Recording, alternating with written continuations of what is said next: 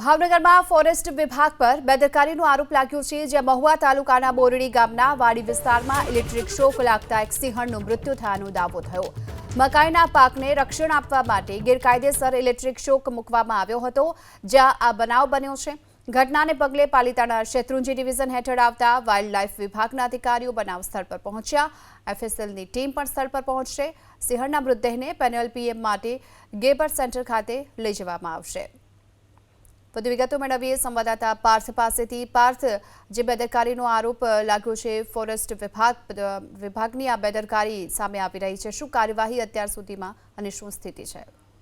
જો ભાવનગરમાં ફરી એક વખત વન્ય પ્રાણીની સુરક્ષા સામે ગંભીર સવાલો ઉભા થયા છે। મહુવા તાલુકાનું બોરડી ગામ આવેલું છે કે જ્યાં ગેરકાયદેસર રીતે લગાવવામાં આવેલા ઇલેક્ટ્રિક શોકની ઝપટમાં આવી જતા સિંહણનું કરુણ મૃત્યુ થયું છે। પાકના રક્ષણ આપવા માટે ગેરકાયદેસર રીતે ઇલેક્ટ્રિક શોકનો કરંટ લગાવવામાં આવ્યો હતો, પરંતુ સવાલ એ છે કે જે વિસ્તારની અંદર સિંહ અને વન્ય પ્રાણીની સતત અવર રહેતી હોય છે અને ત્યાં આ જીવલેણ વ્યવસ્થા ઊભી કરવામાં આવી હતી, તો ત્યાં વન વિભાગ શું કરી રહ્યું હતું? હવે જ્યારે ઘટનાની જાણ થઈ છે ત્યારે પાલિતાણા શેત્રુંજી ડિવિઝન હેઠળના વાઇલ્ડલાઇફ વિભાગના અધિકારીઓ છે તે ઘટના સ્થળે દોડી આવ્યા છે અને એફએસએલની ટીમ પણ તપાસ માટે પહોંચી છે અને સિંહણના મૃતદેહને પોસ્ટમોર્ટમ માટે નજીકની જે ગેબર સેન્ટર આવેલું છે કે જ્યાં લઈ જવાની કાર્યવાહી હાથ ધરવામાં આવશે। સવાલ એ છે કે મહુવા તાલુકા અને ગ્રામ્ય વિસ્તારમાં જ્યાં સતત વન્ય પ્રાણીઓની અવર જવરના વિસ્તારોમાં ગેરકાયદેસર રીતે વીજ કરંટ જો જોખમરૂપ સાબિત થતા હોય તો સમયસર પેટ્રોલિંગ અને ચેકિંગ જો ન થાય તો માત્ર સિંહણનું મોત નથી, પરંતુ વન્ય પ્રાણીઓની સુરક્ષા સામે પણ ગંભીર નિષ્ફળતા કહી શકાય। અગાઉ પણ વાઇલ્ડલાઇફ વિભાગ છે તે વિવાદમાં આવી ચૂક્યું છે અને સવાલો પણ ઉઠ્યા છે। જો ભાવનગરની અંદર સિંહોની ગણતરી કરવામાં આવી ત્યારે 115 જેટલા સિંહો છે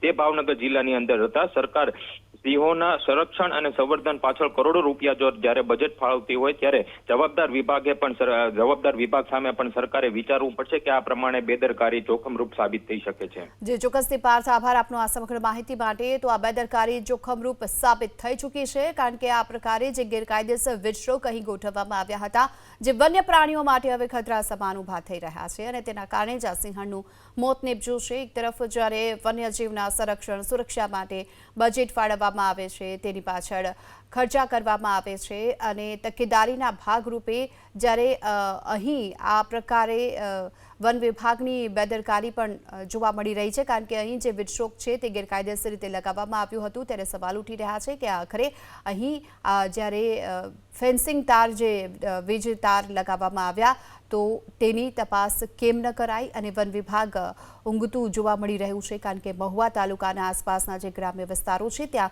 સતત વન્ય પ્રાણીઓ જોવા મળી રહ્યા છે અને તેની વચ્ચે આ પ્રકારે ગેરકાયદેસર રીતે જે વીજ તાર બાંધી દેવામાં આવ્યા હતા અને તેના કારણે જ વીજ શોક લાગવાથી આ સિંહણનું મોત નીપજ્યું છે। શેત્રુંજી ડિવિઝનના ડીસીએફ ચિરાગભાઈ અત્યારે આપણી સાથે જોડાઈ ચૂક્યા છે। ચિરાગભાઈ, આ બેદરકારી કોની કહી શકાય, શું કહેશો? ઓકે, આજની આ જે ઘટના છે તેમાં વન્ય પ્રાણી સિંહ માદાનું મૃત્યુ થયું છે, જેમાં પ્રાથમિક દ્રષ્ટિ એવું છે કે વીજ કરંટથી મૃત્યુ થયેલું છે, તો એને પોસ્ટમોર્ટમ માટે મોકલવામાં આવેલ છે। સાથે સાથે પીજીવીસીએલની ટીમ, એફએસએલની ટીમને પણ સ્થળ પર ચકાસણી, તમામ જે રેન્જ ફોરેસ્ટ ઓફિસર છે, એસીએફ છે, સ્થળ ઉપર હાજર છે। કોની બેદરકારી ગણી શકાય? એ તો તપાસ કરીને જાણવા મળે છે ખરેખર બેદરકારી કોની હતી અને ઊંડી તપાસ કરવામાં આવશે અને ખરેખર જેમની બેદરકારી હશે એમના વિરુદ્ધ કડક કાર્યવાહી કરવામાં આવશે।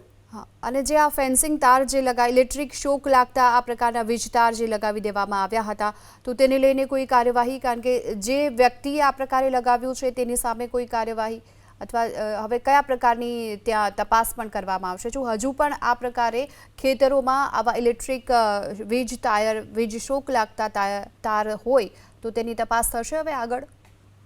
આ પ્રકારની કોઈ પણ ઘટના ન બને એ માટે વન વિભાગ, પીજીવીસીએલ, પોલીસ ને રેવન્યુ ડિપાર્ટમેન્ટ સતત કોમ્બિંગ ઓપરેશન પણ કરતા હોય છે કે આ પ્રકારની કોઈ ડાયરેક્ટ કરંટ મૂકવાની આવું કૃત્ય ન કરે, પણ હજુ તપાસનો વિષય છે।